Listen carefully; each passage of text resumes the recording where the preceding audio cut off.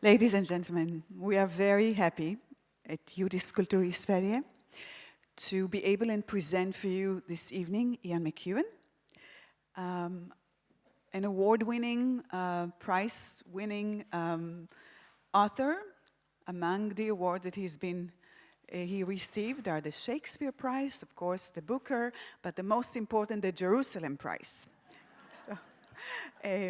So one of our most acclaimed contemporary writers, that's for sure. So it is the first time he is here with us at Konstakademin, at Judisk Kultur i Sverige, on the occasion of the Swedish publication of his book Lessons, Lektioner.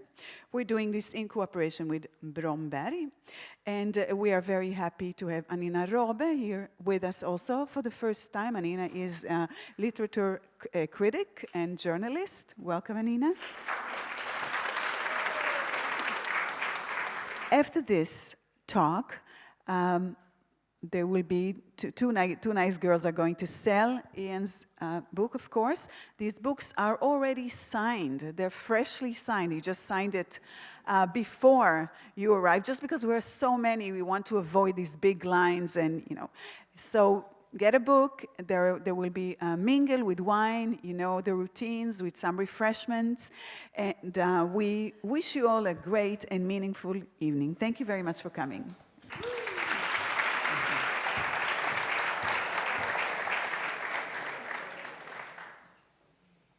So you start? All right. Well, we're going to start with a reading, but don't worry, it's very short. And we might even do a second one later.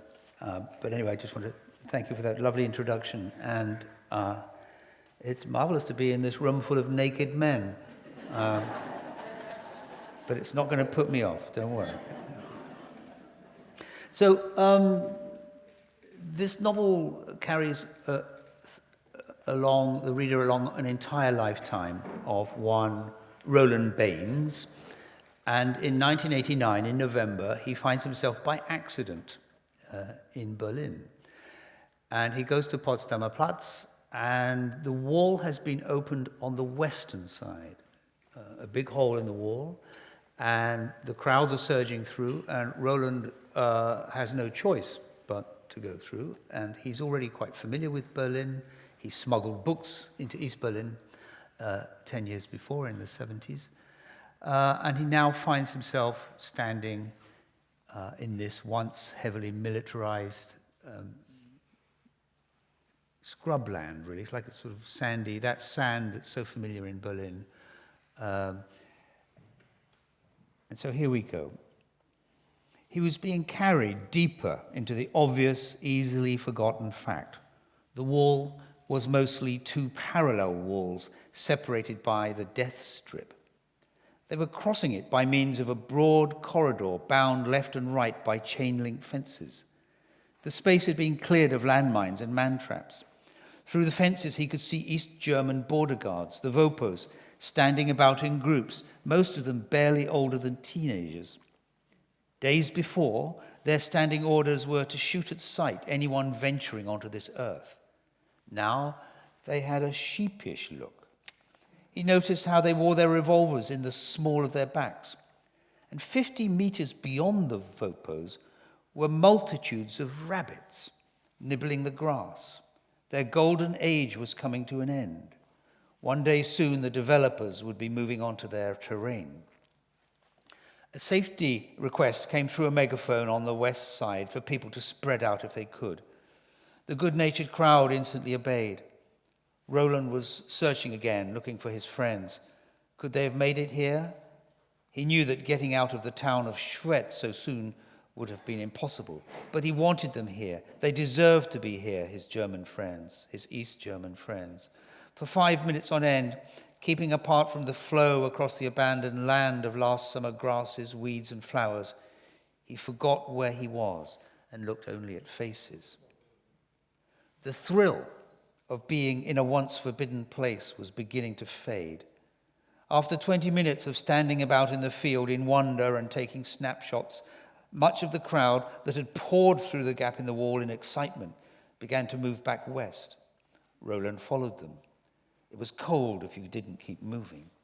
Like the rest, he had experienced the alien thrill of being on the cusp of a significant historical transition. And now he wanted it again, in fresh form, somewhere else along the old border. And much of the remainder of his evening was a restless wandering in search of fresh evidence or enactment of the momentous event. He was always moving with the tireless crowd against the flow of people coming the other way to see what he had just seen. As he passed through the gap in the wall, back into the west, he was greeted with cheers and applause. Newcomers had arrived and were mistaking him and those around him for East Berliners crossing to freedom. A stooped elderly man pressed a pack of chewing gum into his hand. No point trying to give it back.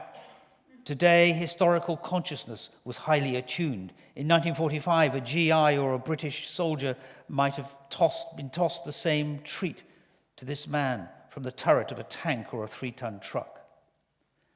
A newly arrived film crew stopped Roland. Over the din, a reporter with a microphone asked him in a mellifluous Welsh lilt if he spoke English. He nodded. "It's a fantastic day. How do you feel?" "I feel fantastic." "You've just crossed no man's land, the notorious death strip. Where have you come from?" "London." "Jesus, cut." So, thank you.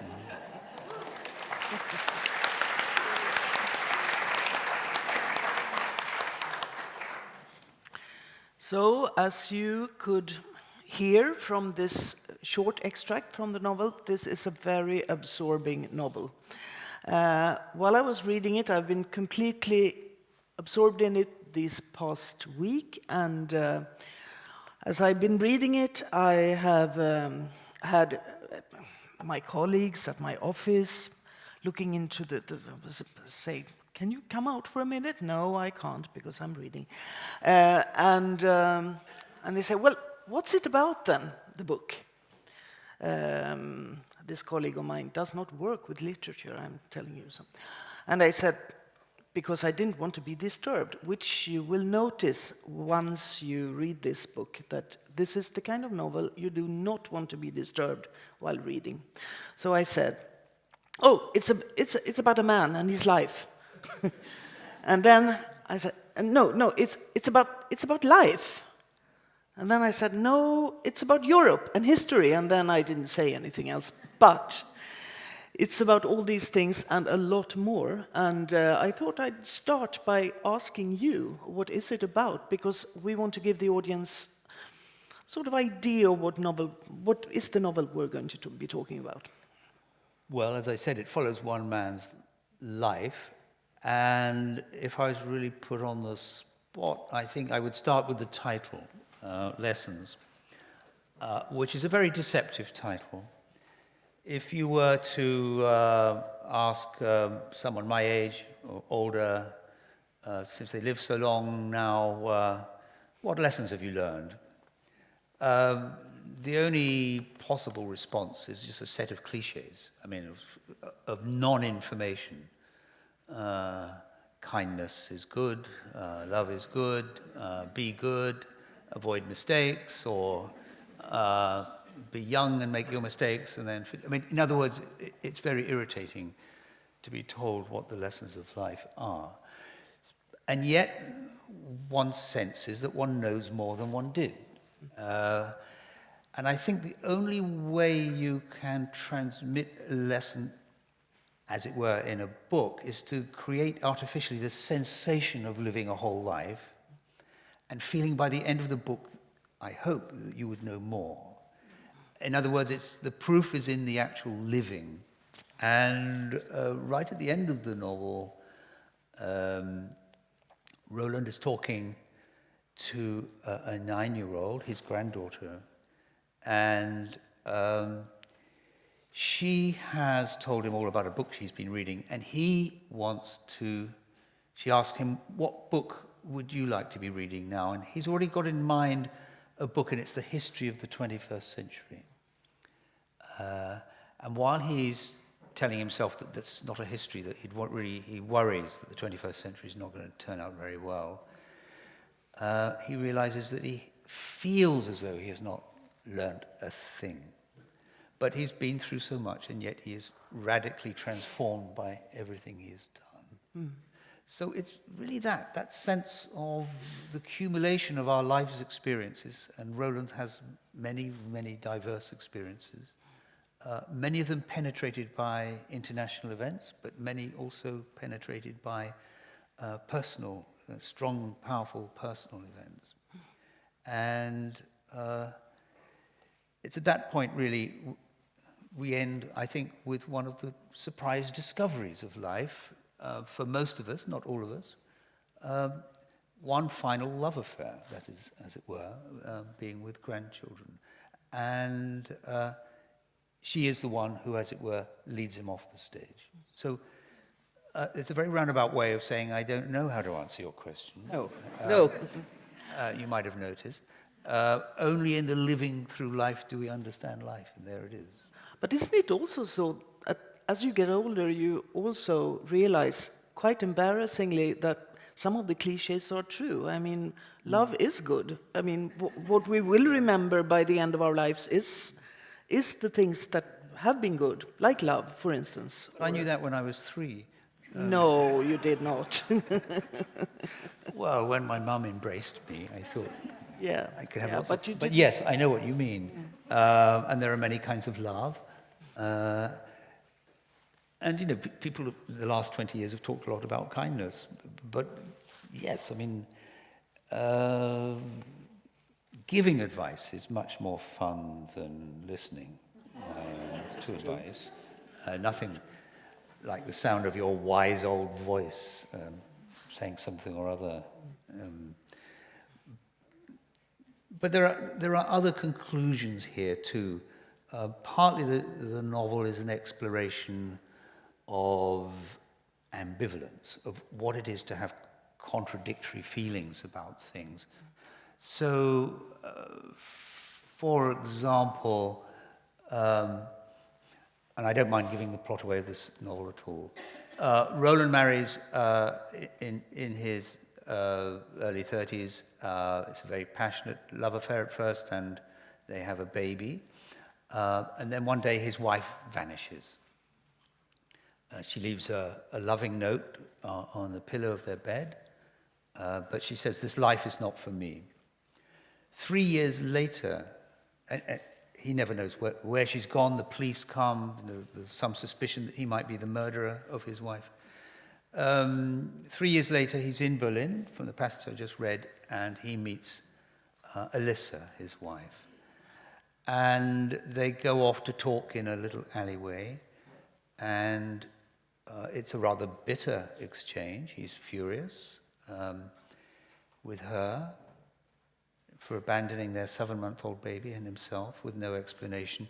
And she takes from her bag and gives him a bound proof copy of a book, and it's her novel.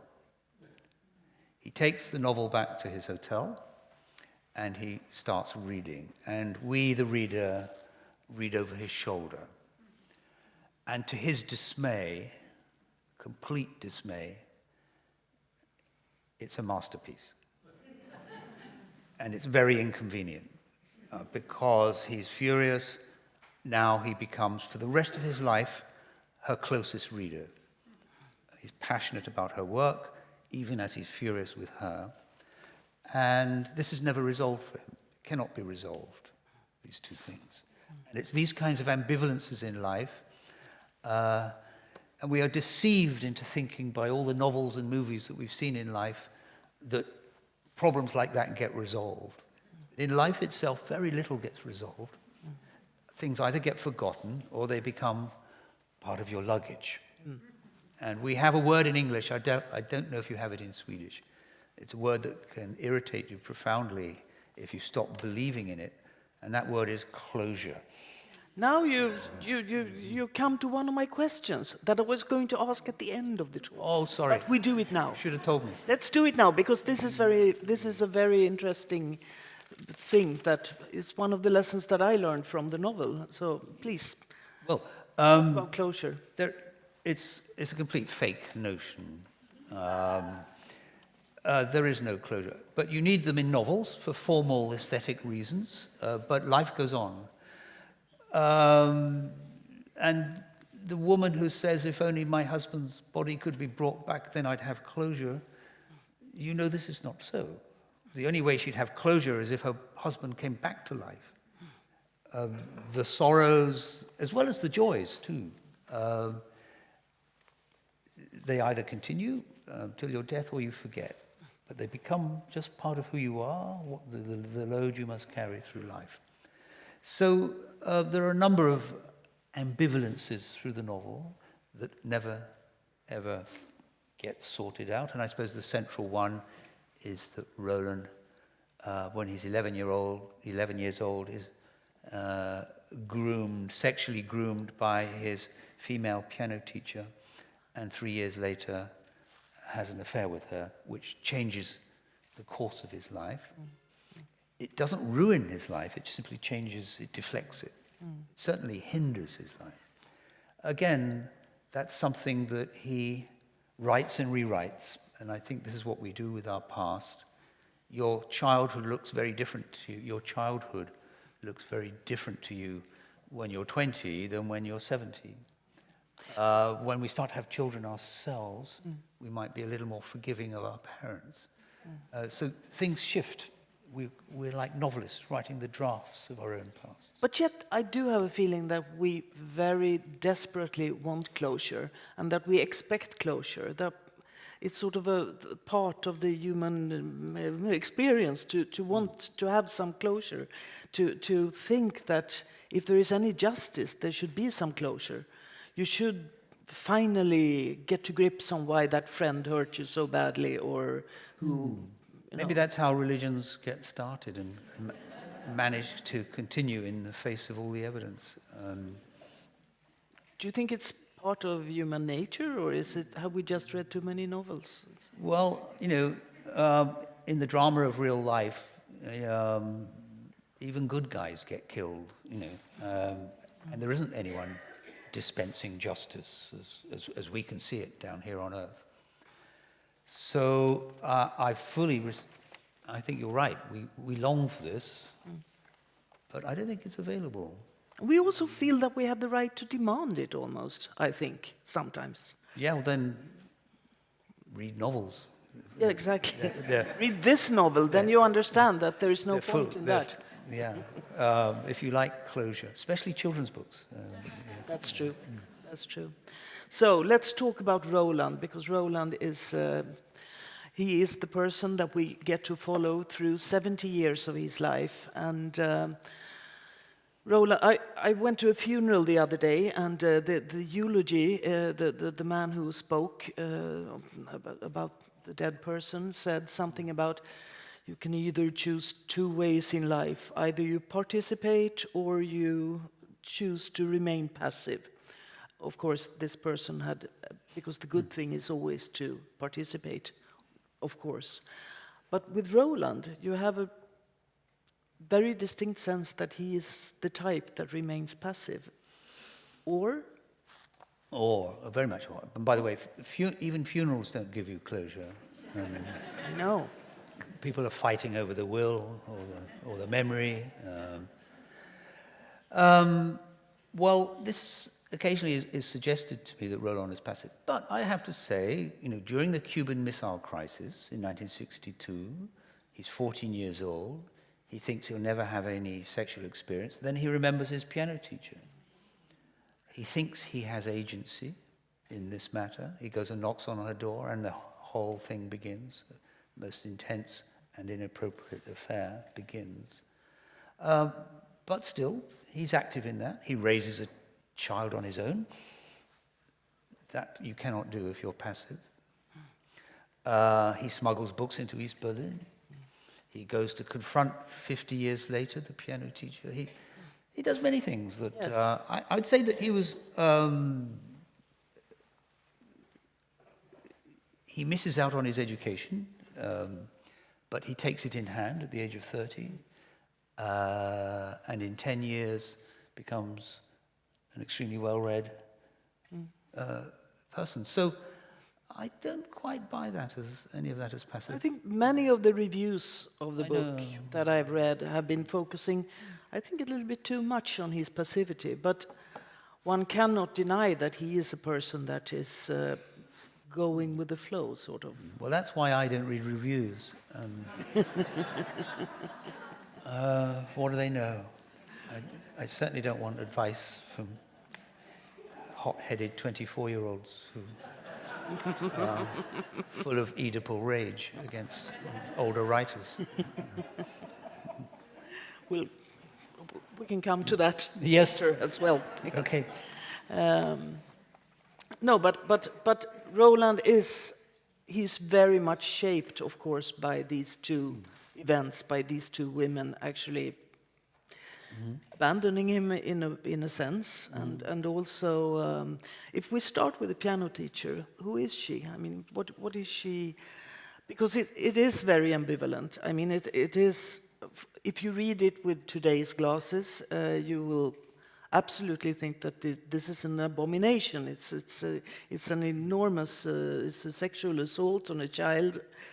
Yet it's not really that. I mean, it is as very often in those cases. There is an ambivalence. Well, I've just realised I'm in the right city to say this. That in many sexual abuse cases there is a kind of Stockholm syndrome. So Roland falls in love with the woman who captivates him. His understanding that it's abuse comes slowly to him. The word was not in such frequent use in the early 60s. So it's useful once you get something named to begin to do something about it. And he is deflected from many relationships because they can never be as extraordinary and as intense as what he had at 14. He has expectations of total union in the clouds that is not interrupted by the everyday. And it's a very hopeless kind of... Yes, and it affects his sexuality and his relationships with women. His dream is of, not of numerous affairs, but of just one. One love that will see him through the rest of his life that will be total. And of course that is not easily had. So, you asked me about the piano teacher, though. Her name is Miriam Cornell. She's in her mid-20s when the affair begins. She's highly literate. She's quite a powerful personality.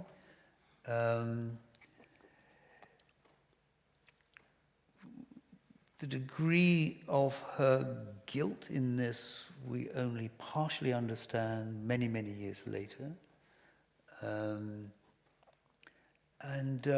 She tries to explain when they finally confront each other that she felt this love for this 11-year-old, untidy, ink-stained little schoolboy, that she couldn't understand what was going on in her life. She felt she should leave the schools, but she couldn't bring herself to do it. She was overwhelmed. And Roland, listening to this, says, don't tell me that you're the victim of circumstances. Tell me what you did and why you did it. And again, they can't fully understand each other in this. Everything she says begins to sound to Roland like an excuse. Passion swept me away. You were the adult, he says. I was the child. You must take responsibility and do it in front of me now. But still, they pass each other in the night. Because they're both part of each other's sexual fantasy. I mean, they're not really real in combination with each other. It's Yeah. But if you're an adult and 25 is an adult, you cannot have a consensual relationship with a 14-year-old. No. Now we understand that fully, but Roland certainly didn't understand it. He thought that he was in charge, that he had gone to her, that he in his mind, all his school friends are swaggering and talking in fantasy about the girls they would one day meet. He's already 1,000 miles ahead. He's been to paradise. He feels very proud of himself. He has no grasp of the extent to which he has been drawn into something that is very destructive for him. So it's a long, slow process of understanding. When you drew the character of Miriam, how did your thoughts go and so on? Well, that's part of the larger question of how one draws any character, really. And for me, it starts with detail. I love to quote a lecture that Vladimir Nabokov gave in 1953 at Cornell University. He's talking to first-year undergraduates, and he's telling them how they need to read a book. And he says, you're all just 17, 18 years old, you know absolutely nothing. You wouldn't get away with saying this, by the way, in an American university now. But anyway, you're complete ignoramuses. You haven't read enough to begin to talk about things like themes. Forget the moonshine of themes, he says. Your purpose as a reader now is to fondle the details. In other words, find the detail in Madame Bovary or whatever they can read, and look on it and love it, and find the first principle of learning to be a reader is pleasure. Pleasure in the text. Everything else must serve the notion of pleasure. And I've carried that away. By the way, Nabokov's lectures, which are published in a volume, are wonderful. Yes, they're great. I really recommend. Fabulous lecture on metamorphosis, Die Verwandlung, because of course Nabokov had an interest in insects, and anyway, that's another matter. But I think the advice he gave to those kids is good advice to any writer. In other words, the detail, and I think that characters come out of maybe the first little detail, and you build on it. Detail triggered Miriam. Her strictness concealed her beauty. And I was thinking of a teacher I had, and she taught us Russian, actually.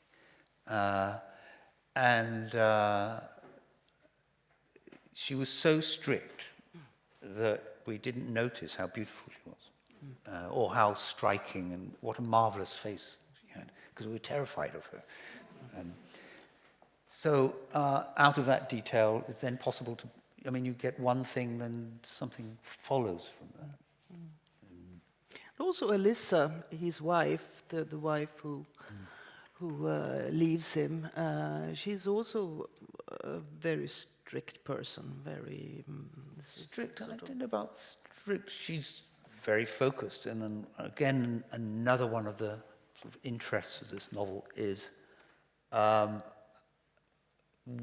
what artists must sacrifice to become what they become, and how history judges male and female artists differently. So the literary biographies are full of stories of men who abandon their wives and children to go and pursue their art, and usually a younger woman at the same time. And yet when women do it, obviously there's a much stricter. No one can speak of Doris Lessing without someone present saying, oh, I know, she's the one who left her children to. So we never forgive or forget. Meanwhile, Dylan Thomas and the rest of them sail into the wherever. So Elisa suffers, not for her art, but for leaving her child. At the very end of the novel, when he's been to see her, they're both in their 70s. She's dying of cancer. She's had a leg amputated because she has been a lifelong smoker. And they get drunk together. And then she falls asleep, and it's time for him to leave. And as he leaves the room, he looks back at her, And he compares their two lives. She is Germany and possibly Europe's most famous novelist. She's sort of slightly below Thomas Mann, but slightly above Günter Grass. Or Günter Grass before he met his moment of whatever. He's completely obscure. He's just like most of us. He's not famous. He's not renowned in any way at all, even within a profession, because he has no profession. He plays piano in a hotel bar. She, meanwhile, has no friends. She's lived the life of a recluse. She lives in a very ugly house south of Munich. And yet, she will leave behind her 1 meter of some of the most esteemed novels of the 20th and early 21st centuries. He has at home waiting for him his beloved son, daughter-in-law, and 2 grandchildren, and they're meeting up for dinner quite soon, and he longs to be there. Whose life, how do we balance these lives out? No. Actually, we could ask you to read a little bit passage from that dinner, because that's one of the passages we were talking about, wasn't it? That's right. You're dead right. Okay, so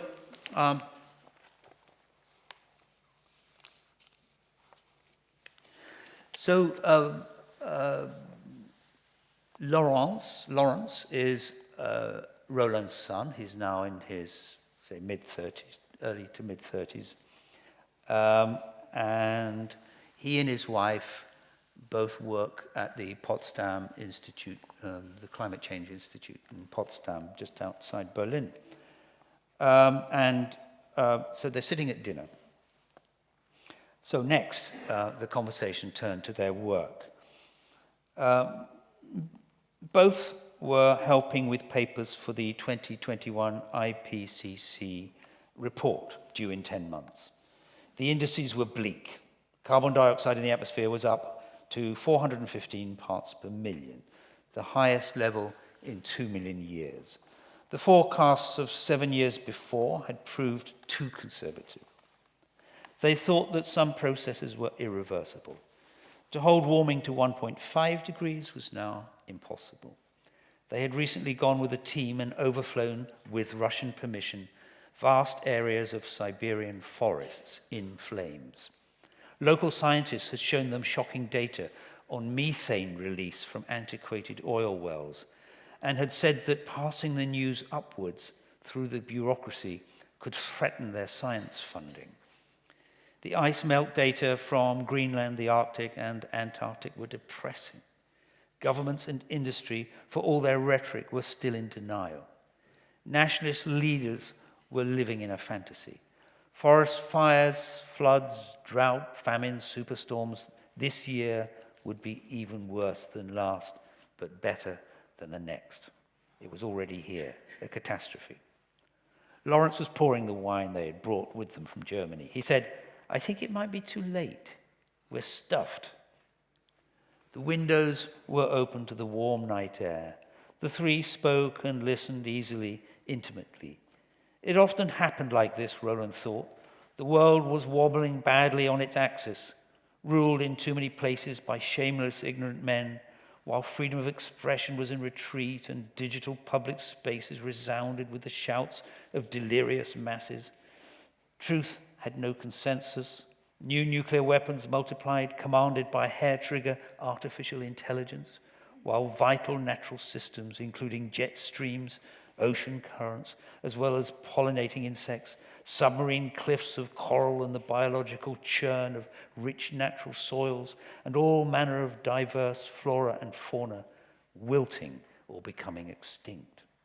Parts of the world were burning or drowning, but simultaneously, in the old-fashioned glow of close family, made more radiant by recent deprivation because of the pandemic, he experienced happiness that could not be dispelled, even by rehearsing every looming disaster in the world.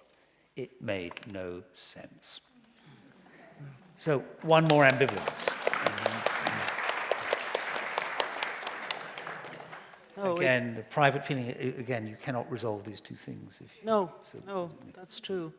And talking about world events, there are, through this novel, it spans over 70 years. It starts in the post-World War II and ends with the pandemic. You didn't get in the Ukraine war hadn't started. No, when you unfortunately. finished. No.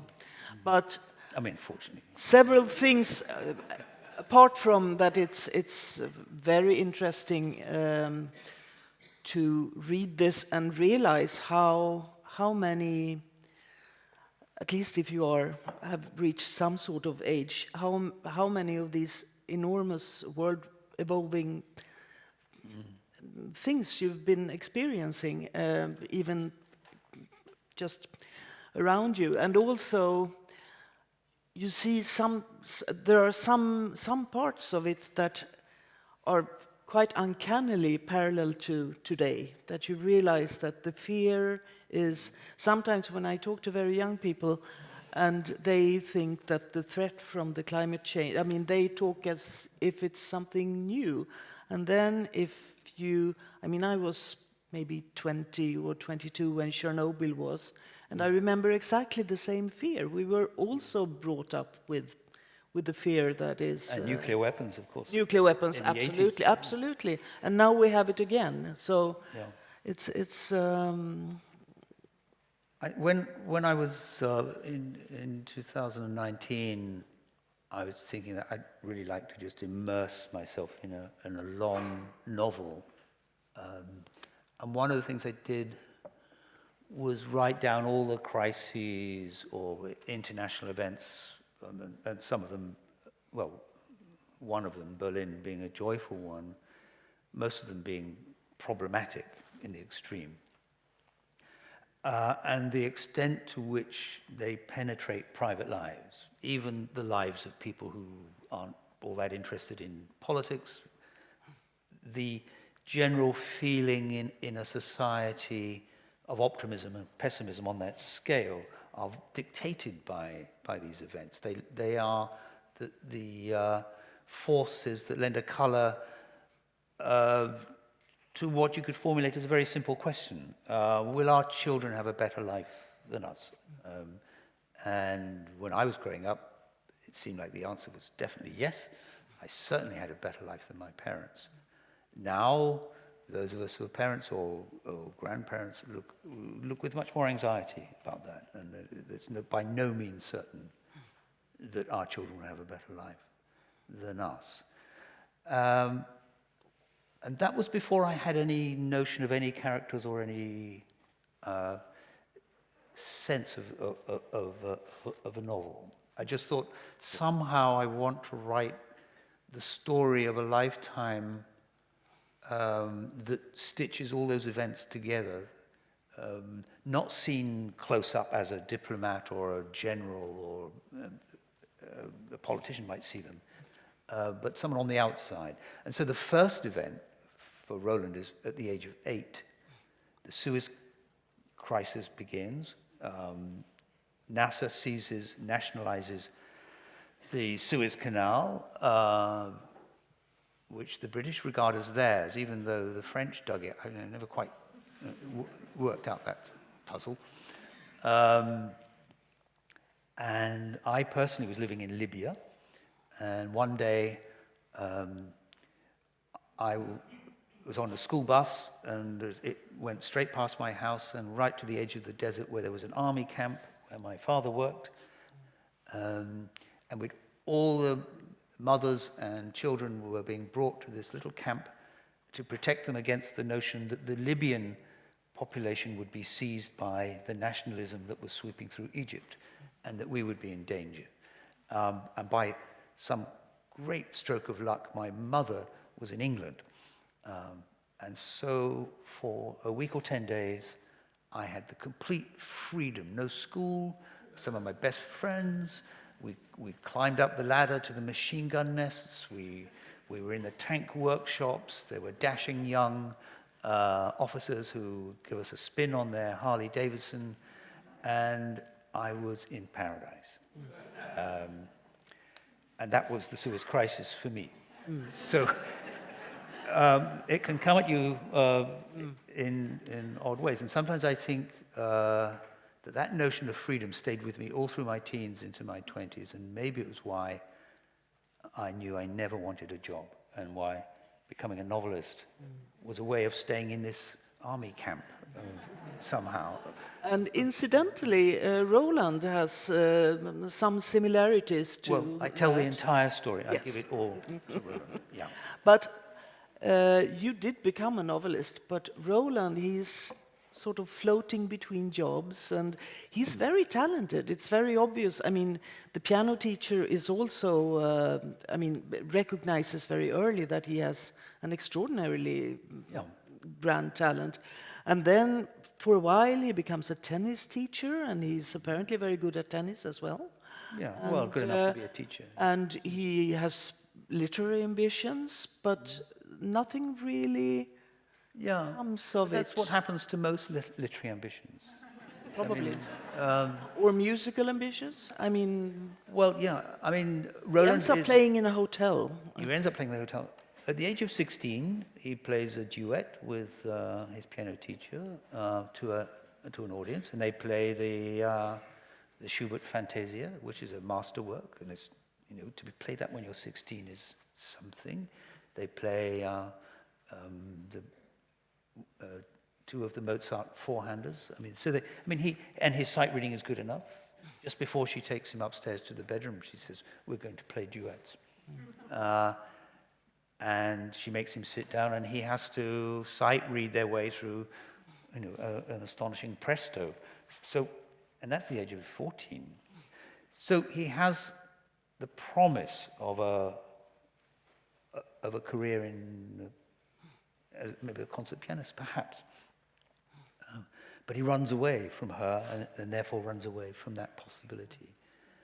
So that just echoes for me the way in which accident, too, plays such a powerful role in our lives. The person you marry is generally not arranged by your parents anymore, at least not in the West. Many of us meet our first loves, again, entirely by chance. A biologist once said to me, if your parents had made love 5 seconds later, you'd be a different person. So a different sperm, with different section of the total genome arrives at the ovum, and but you're not that person. You're just one of the other 250 million. So accident is deeply stitched into our lives, and I guess one of the joys of writing novels is sort of trying to make some order. Yes. Which is why, can I just digress here, why I think religion and the novel never really worked out well. Because if you have a supervening, supernatural deity organizing your plots, and you lose the possibility of accident, and you're just involved with fate, what happens to your plots? Which is why I think Graham Greene suffered so much with his plots, because he always had a Catholic God making the outcomes. The real God is the novelist. It has to. That's very good. That's true. But what Roland's work life, his complicated, his non-fulfilled ambitions, and it also made me think very much of the concept of failure or success, and how much we tend to value lives in terms of failure and success. And maybe that one of the lessons to be learned from this book is that it isn't that easy. It's not, even though you are a very talented piano player, it doesn't mean you automatically are a failure because you don't pursue it. I agree. The trick is to be a talented human. Yeah. In other words, to have emotional intelligence and all those things. But again, telling someone that doesn't help, does it? No, it doesn't. Be talented. No. Would you say that this is a novel about a generation? I mean, Roland is obviously the same age as you, and there are some autobiographical Oh, there's loads. Yeah. parts of it as well. And also, but it seems like it's very much a novel about what a person of your age have seen, and also there is some colliding values when Roland reaches our time, for instance, when parts like cancel culture and things like that come into the story. Alyssa gets cancelled. Yeah. I mean, Roland,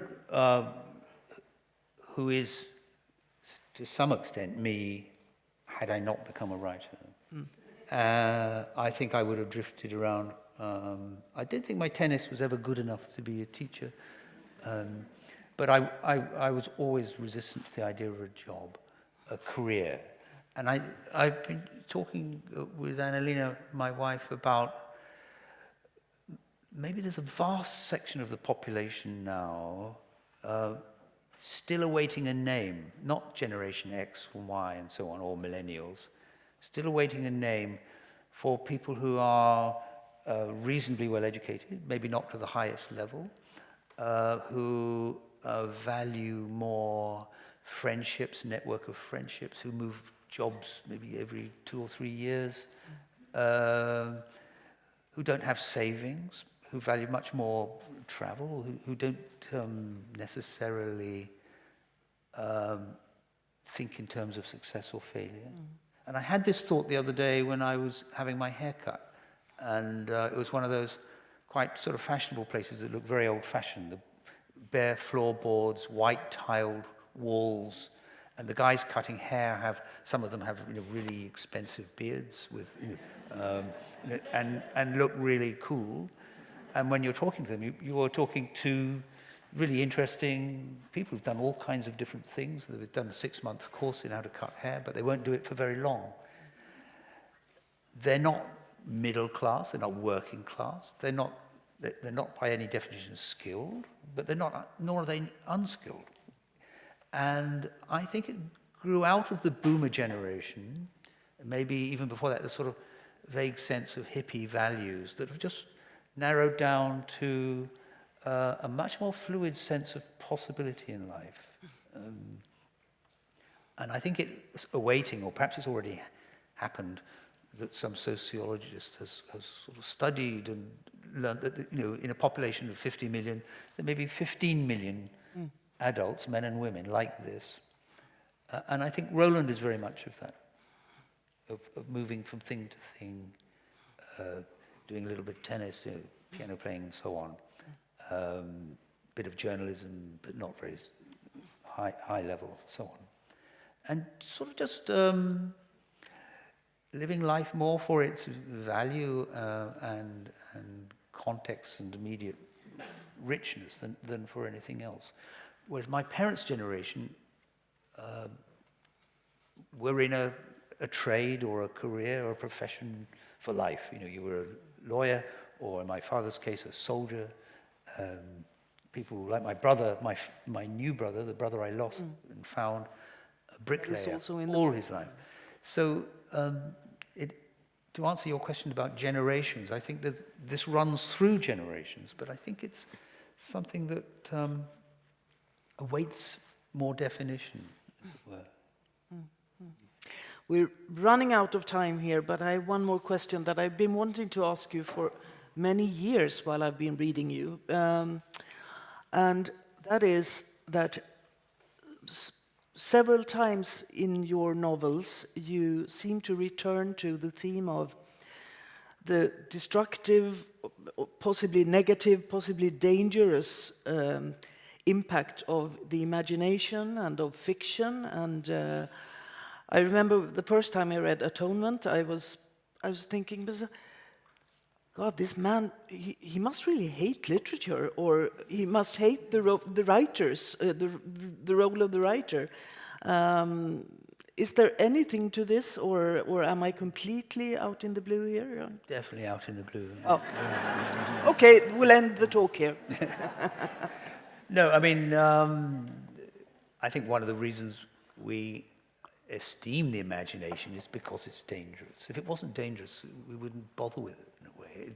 The idea of being thrilled, or the idea of being taken into danger while sitting in your armchair, safe at home, thrills us from childhood onwards. To be safe and in danger.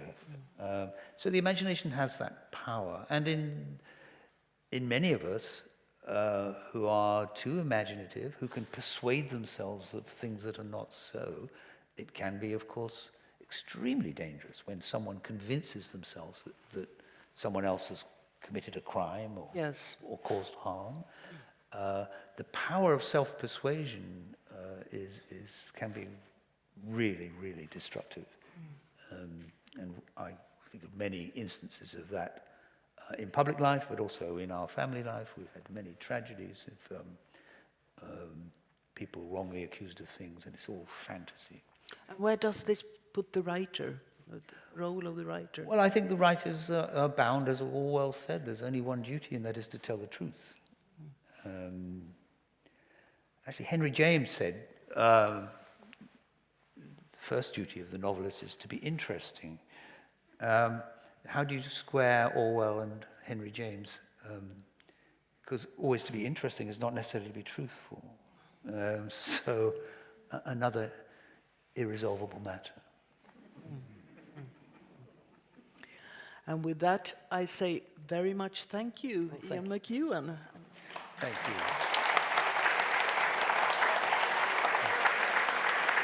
Thank you.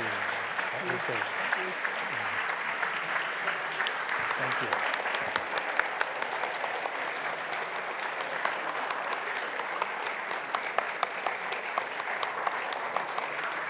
Thank you.